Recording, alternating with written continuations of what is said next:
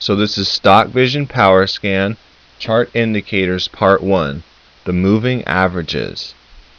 SMA, EMA, Bollinger Bands, Keltner Bands, and MACD are all chart indicators based on moving averages.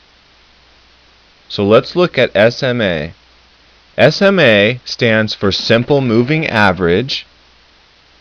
It is a simple arithmetic moving average. All it does is take the average closing price of a stock over a selected period of time.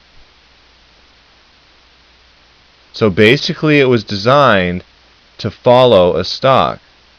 Now over here you have your step.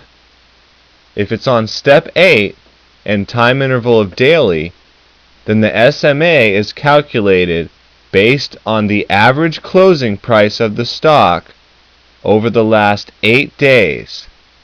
Now if we were to change the step to 15, then now we're calculating the average closing price of a stock over the last 15 days. You see how that works? Now EMA is a moving average. The E stands for exponential.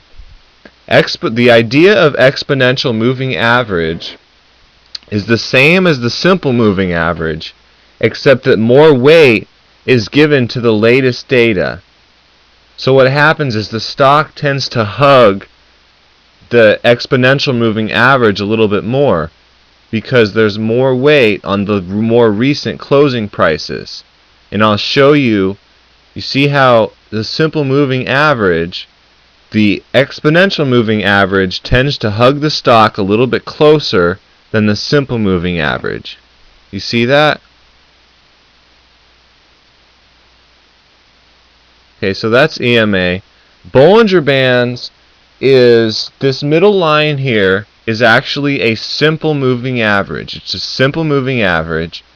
The line above that is the standard deviation above the simple moving average, and the line below it is the standard deviation below the simple moving average.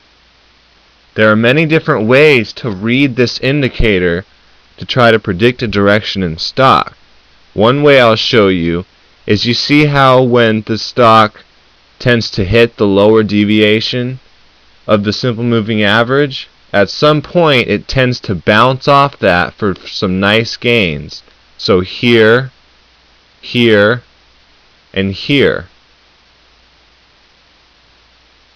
And to the contrary, it'll also tend to bounce down off the upper deviation here, here, and here. So there's also Keltner Bands. Keltner Bands is a lot like Bollinger Bands. However, the difference is these are volatility-based envelopes set above and below an exponential moving average. So your middle line here is an EMA, not an SMA, but an EMA, an exponential moving average. And the envelopes above and below are volatility-based. So as you can see, it looks a lot similar to Bollinger Bands, but it's a little bit different. Okay, the final component involving moving averages is MACD. MACD stands for Moving Average Convergence Divergence, which turns two trend-following indicators, moving averages, into a momentum oscillator by subtracting the longer moving average from the shorter moving average. As a result, MACD offers the best of both worlds in trend following and momentum. MACD will fluctuate above and below the zero line. As you can see here, this is the zero line, as the two lines converge and diverge.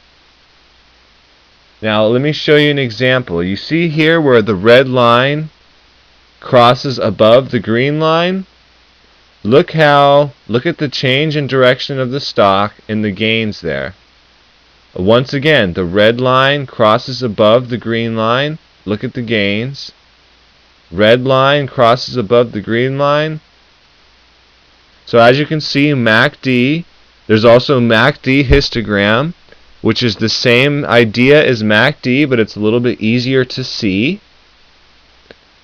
So those are the 6 available components that are based on simple moving averages.